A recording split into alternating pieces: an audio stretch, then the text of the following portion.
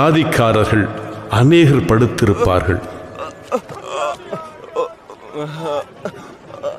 38 வருஷம் வியாதி கொண்டிருந்த ஒரு மனுஷன் அங்கே இருந்தான்.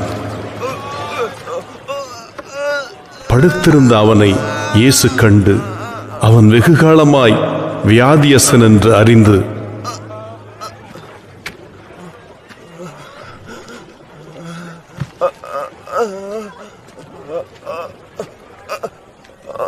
அசுத்தமாக வேண்டும் என்று விரும்புகிறாயா?